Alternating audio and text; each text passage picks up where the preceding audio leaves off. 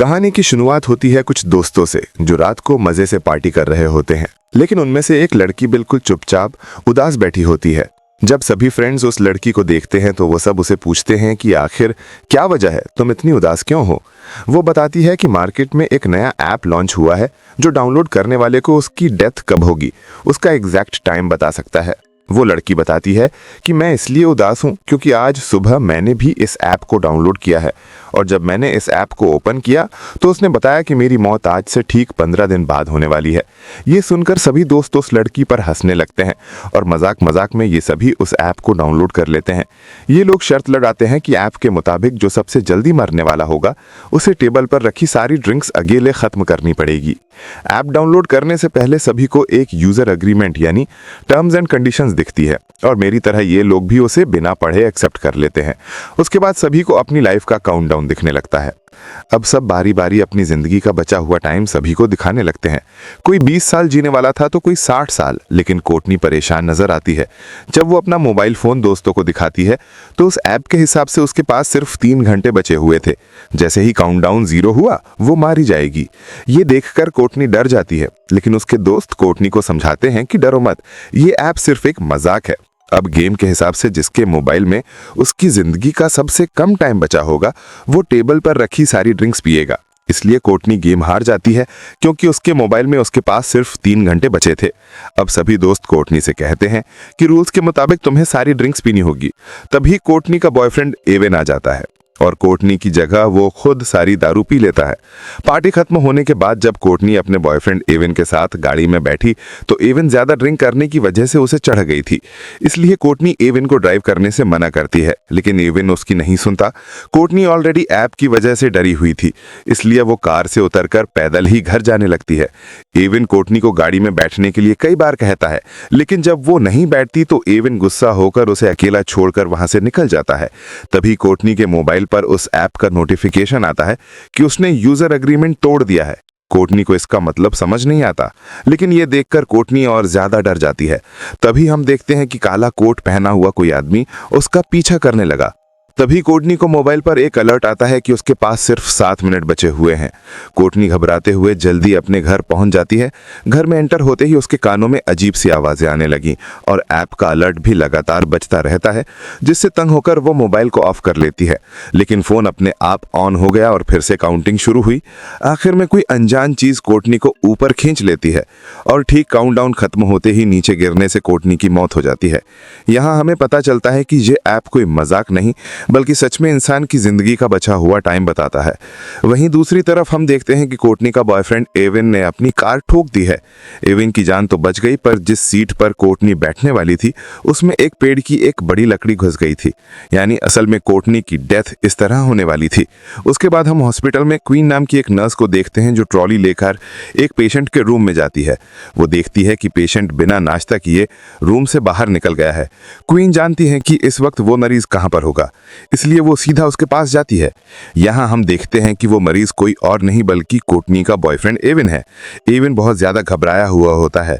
वो क्वीन को countdown app के बारे में सब कुछ बता देता है कि कैसे उसकी गर्लफ्रेंड ने ये डाउनलोड किया था और ठीक उसी टाइम उसकी मौत हुई जो टाइम इस ऐप ने बताया था।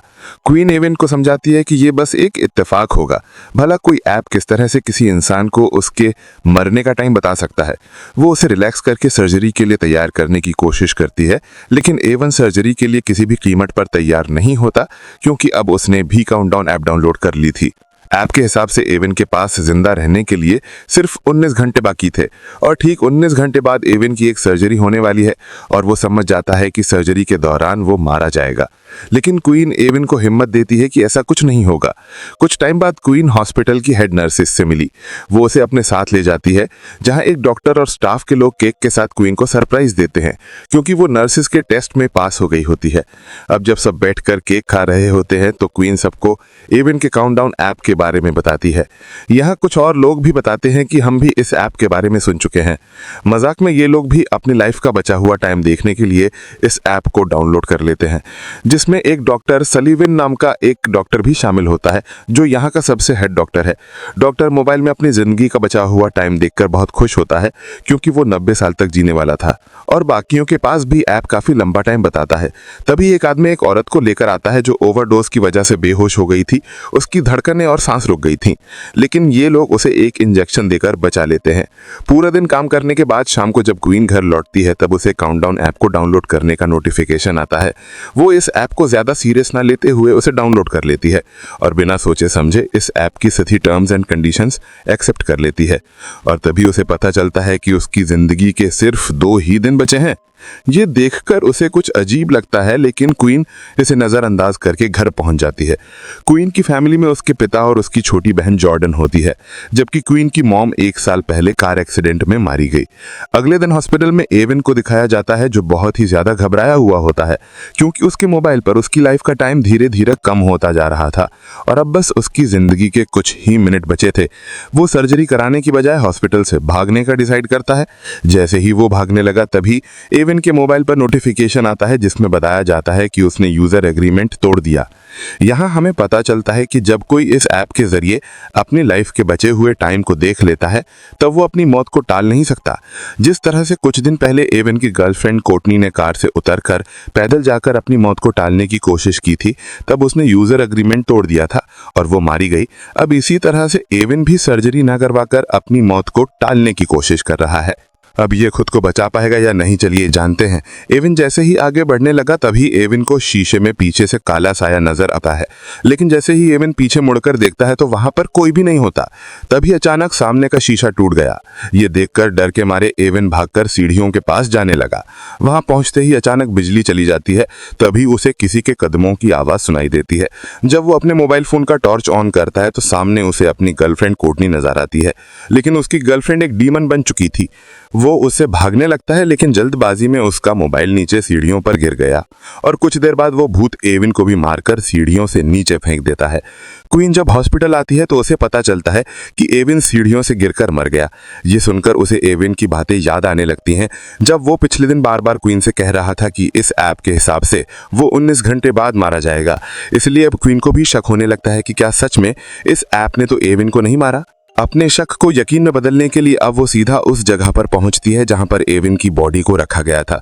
वो एवन का फोन उठाती है और उसे चेक करने की कोशिश करती है, लेकिन इस फोन पर एवन का फेस लॉक लगा हुआ था, जिसके लिए वो एवन की बॉडी से कपड़ा हटाती है और उसके मोबाइल फोन को उसके फेस के सामने लाकर स्कैन करती है, जिससे मोबाइल का लॉक खुल जाता है और वो देखती है कि इस ऐप का काउंटडाउन 0 पर पहुंच चुका है। अब क्वीन को भी पूरा यकीन हो जाता है कि ये ऐप मजाक नहीं बल्कि रियल है। जैसे ही उसका ध्यान मोबाइल से हटकर एवन के फेस पर पड़ता है, तो एवन का सर अपने आप मुड़कर उसकी तरफ देखने लगता है। वो घबराकर जल्दी से उस लाश को वापस फ्रीजर में रख देती है। अब क्वीन को डर लगने लगा कि कहीं ये सब उसके साथ भी तो नहीं होगा, क्योंकि ऐप के मुताबिक अब उसके पास सिर्फ 1 ही दिन बचा था और कल वो अपने पिता के साथ अपनी माँ की कब्र पर जाने वाली थी, जिससे वो समझ जाती है कि रास्ते में जरूर उनका कोई एक्सीडेंट होगा जिसमें क्वीन मारी जाएगी। इसलिए क्वीन अपनी मौत को टालते हुए अपने डैड को कॉल करती है और कल के दिन कब्रिस्तान जाने का प्लान कैंसिल करती है। तभी क्वीन के मोबाइल पर एक नोटिफिकेशन आता है कि उसने यूजर एग्रीमेंट तोड़ दिया है। ये देखकर वो बहुत ज्यादा परेशान हो जाती है।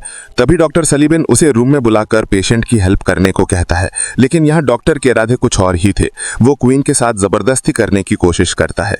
क्वीन जैसे तैसे उससे अपनी जान छुड़ाकर बाहर आते ही हेड नर्स से उसकी कंप्लेन करने जाती है, लेकिन क्वीन के बताने से पहले डॉक्टर हेड नर्स को किसी दूसरे काम में लगा देता है। घर आने के बाद रात को क्वीन इंटरनेट पर इस ऐप के बारे में सर्च करती है और उसे कोर्टनी के बारे में इंफॉर्मेशन मिलता है। उसे एक लड़की का वीडियो भी मिलता है जो बताती है कि ऐप को डाउनलोड करने के बाद से उसे अपने भाई का भूत दिखने लगा है, जो कि कई सालों पहले मर गया था। कुछ देर बाद वो लड़की कहती है कि उसका वक्त खत्म हो गया है और तभी उस लड़की को भी कुछ हो जाता है।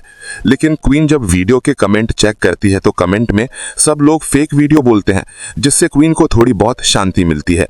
और जैसे ही क्वीन लैपटॉप बंद करती है, तभी अचानक क्वीन को भी एवन का भूत दिखाई देता है, जिससे वो बहुत डर जाती है। पर जैसे ही उसने लाइट जलाई तब एवन गायब हो गया था। तभी उसे दोबारा नोटिफिकेशन आया कि उसने यूजर एग्रीमेंट तोड़ा है। वो अपने मोबाइल को जमीन पर मारकर तोड़ देती है और कमरे से बाहर निकलकर डर के मारे पूरी रात गुजारती है। अगले सुबह क्वीन की बहन जॉर्डन आकर उसे जगाती है। ये दोनों वापस अपने रूम में आते हैं और वहां क्वीन की छोटी बहन जॉर्डन क्वीन का टूटा हुआ मोबाइल देख लेती है जिसमें अभी भी काउंटडाउन चल रहा था। वो क्वीन से कहती है कि तुमने भी इस ऐप को डाउनलोड किया है। ये सुनकर क्वीन परेशान हो जाती है क्योंकि उसकी छोटी बहन जॉर्डन को भी इस ऐप के बारे में पता था और वो भी इस ऐप की यूजर थी।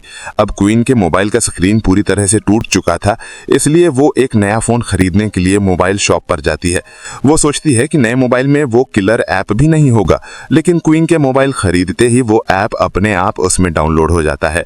इस पर क्वीन गुस्से में चिल्लाकर उस दुकानदार से इस ऐप के बारे में पूछती है, लेकिन उसे भी इसके बारे में कुछ नहीं पता था।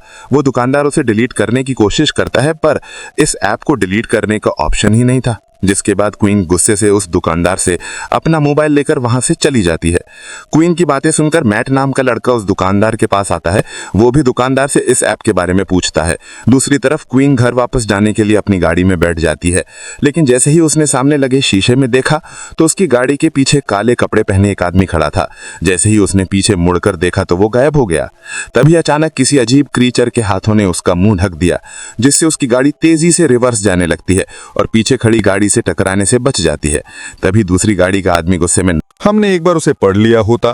तभी मैट को बार में एक नशेड़ी दिखता है। उसे देखकर मैट के दिमाग में एक आइडिया आता है। वो क्वीन से कहता है कि क्यों ना हम इस नशेड़ी से उसके मोबाइल फोन में ये एप्लीकेशन डाउनलोड करवाएं, जिसके जरिए हम टर्म्स कंडीशंस देख पाएंगे। जिसके बाद ये दोनों उस नशेड़ी के पास जाते हैं, जो कि वो नशेड़ी इधर उधर की बातें कर रहा था। तो ये दोनों उसे भी ऐप को डाउनलोड करने के लिए उकसाते हैं, जिसके बाद वो नशेड़ी मान जाता है। जब वो काउंटडाउन ऐप को डाउनलोड कर लेता है और जैसे ही टर्म्स कंडीशंस वाली जगह पर पहुंचता है तो क्वीन उससे मोबाइल लेकर अच्छी तरह से पढ़ने लगती है। और अब जाकर उन्हें एक रूल के बारे में पता चलता है कि ऐप में अपनी मौत का समय देखने के बाद यूजर अपनी मौत को टालने की कोशिश नहीं कर सकता। इन दोनों ने ही अपनी ट्रिप कैंसिल करके ये एग्रीमेंट तोड़ दिया था। ये सब सुनने के बाद भी वो पागल नशेड़ी उन टर्म्स कंडीशंस को एक्सेप्ट कर लेता है। लकीली उस नशेड़ी को पता चलता है कि वो और 40 साल जिएगा। तब क्वीन को याद आता है कि जिस हॉस्पिटल में मैं काम करती हूँ उस हॉस्पिटल में एक पादरी है, शायद वो हमें इस हालात से निकलने का कोई रास्ता बता सके। इसके बाद क्वीन और मैट हॉस्पिटल जाते हैं और पादरी को डीमन की सारी कहानी समझाते हैं। पादरी कहता है कि वो डीमंस पर यकीन नहीं रखता, इसलिए वो उन्हें एक दूसरे पादरी का एड्रेस देता है जो कि डीमंस के मामलों में एक्सपर्ट है। जाने से पहले हेड नर्स क्वीन को एक मीटिंग में ले जाती है, जहां डॉक्टर सलिवन उल्टा क्वीन पर इल्जाम लगा देता है कि उसने क्वीन को नहीं बल्कि क्वीन ने उसे हरास किया था। लेकिन जब क्वीन सफाई पेश करने लगती है तब मीटिंग का हेड क्वीन की कोई बात नहीं सुनता और क्वीन को जॉब से निकाल देता है। क्वीन को अब जॉब की कोई परवाह नहीं थी क्योंकि अब बात उसकी जान पर बनी थी। इसके बाद ये दोनों एक चर्च में पहुंचते हैं, जहां ये दोनों एक आदमी को ढूंढते हैं जिसके बारे में उन्हें पादरी ने बताया था। और आखिरकार ये दोनों उस फादर तक पहुंच जाते हैं और फादर को इस ऐप के बारे में सब कुछ बता देते हैं। उनकी बातें सुनकर फादर उन्हें बाइबल में लिखी एक कहानी सुनाता है। कहानी में लिखा हुआ होता है कि कहीं 100 साल पहले एक राजकुमार हुआ करता था जिसे युद्ध लड़ने जाना था। ये राजकुमार डरा हुआ था कि कहीं वो इस युद्ध में मारा ना जाए। जिसके बाद वो एक ओल्ड जिप्सी लेडी के पास गया और उससे पूछा कि क्या वो इस युद्ध में जिंदा बचेगा। ओल्ड लेडी कहती है कि वो उसे उसकी मौत का ठीक समय बता सकती है, लेकिन शर्त यह है कि अपनी मौत का समय जानने के बाद राजकुमार अपनी मौत को टालने की कोशिश नहीं करेगा। राजकुमार मान जाता है और उसे पता चलता है कि वो युद्ध में मारा जाएगा। अब राजकुमार मौत के डर से लेडी की बात ना मानकर अपने छोटे भाई को युद्ध लड़ने भेज देता है, लेकिन उसके छोटे भाई को कुछ नहीं होता बल्कि वे लोग युद्ध जीत जाते हैं। मगर डरपोक राजकुमार के पीछे ओजिन नाम का एक डीमन पड़ जाता है, जो कि वो राजकुमार को तड़पा तड़पा कर उसके ठीक समय पर मार देता है, जो कि उसके तकदीर में लिखा था। फादर ने ध्यान लगाकर पता लगाया कि इन सबके पीछे ओजिन नाम के एक डीमन का हाथ है। फादर ने कहा कि शायद ये ऐप भी उस ओजिन डीमन का एक रूप है। उसने बताया कि अगर तुम्हें अपनी मौत टालनी है तो सबसे पहले तुम दोनों को इस ऐप को हैक करके इसका कोड मेरे पास लाना पड़ेगा। जब मैं इस ऐप का कोड देख लूंगा तब मैं उस डीमन से तुम्हारी जान छुड़वा सकूंगा। ये सुनकर क्वीन और मैट को जल्द से जल्द इस ऐप को हैक करना था, क्योंकि अब उनके पास बहुत ही कम टाइम बचा हुआ था। ये दोनों उस मोबाइल शॉपकीपर के पास आते हैं और उसे इस ऐप को हैक करने की रिक्वेस्ट करते हैं। शॉपकीपर इस काम के लिए तैयार नहीं था, लेकिन जब क्वीन उसे पैसे देती है तो वो मान जाता है। कई घंटों की मेहनत के बाद फाइनली वो इस ऐप को हैक करके इसका कोड निकाल लेता है। क्वीन जल्दी से उस कोड का फोटो लेती है ताकि फादर को दिखा सके। यहाँ ये लोग देखते हैं कि इस ऐप के लाखों यूजर्स हैं, जिसमें अचानक शॉपकीपर भी अपना नाम डायरेक्टली देख लेता है। वो अपने कोड के साथ छेड़छाड़ करके खुद की उम्र 100 साल से भी ज्यादा कर लेता है और ये आइडिया सच में काम कर रहा था। अब डेरेक के पास इस ऐप का फुल एक्सेस था, वो जितना चाहे किसी का भी उम्र बढ़ा सकता था। शॉपकीपर क्विन और मैट की रिक्वेस्ट पर इन दोनों का भी उम्र बढ़ा देता है। तभी क्विन को डेटाबेस में अपनी सिस्टर जॉर्डन का नाम दिखता है और उसकी मौत तो क्विन से भी 3 मिनट पहले होने वाली थी, यानी कि उस एक्सीडेंट में क्विन और जॉर्डन दोनों ही मरने वाली थी। खैर, क्विन जॉर्डन की भी उम्र बढ़ा लेती है। अब क्विन और मैट बहुत खुश हो जाते हैं क्योंकि अब उन्हें मौत का डर नहीं था। लेकिन ये खुशी कुछ ही देर की मेहमान थी, जिसके बाद क्विन और मैट एक साथ क्विन के घर पहुंचते हैं और सेफ्टी के लिए एक ही रूम में रात गुजारने का फैसला करते हैं, क्योंकि अब भी उनके दिलों में डीमन का डर मौजूद था। रात के वक्त जब वो सोने वाले थे तब क्विन मैट से पूछती है कि उसने ये ऐप क्यों डाउनलोड की थी। मैट बताता है कि कुछ साल पहले उसका एक छोटा भाई था जो एक बहुत ही डिसेंट लड़का था। वो हमेशा बीमार रहता था और बीमारी के चलते एक दिन उसकी मौत हो गई और तब से मैट को मौत से डर लगने लगा। जब उसे इस ऐप के बारे में पता चला तो वो जानना चाहता था कि वो खुद कब तक जिंदा रहने वाला है, इसलिए मैंने ये डाउनलोड की।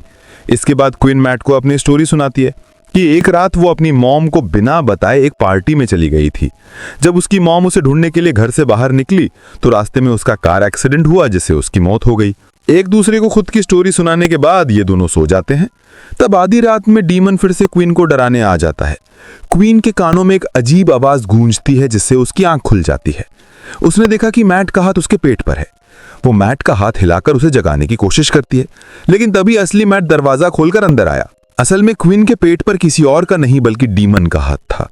यहाँ डीमन क्वीन पर हमला करता है, लेकिन मैट हिम्मत दिखाते हुए उसका कंबल छीन लेता है, जिससे डीमन भाग जाता है।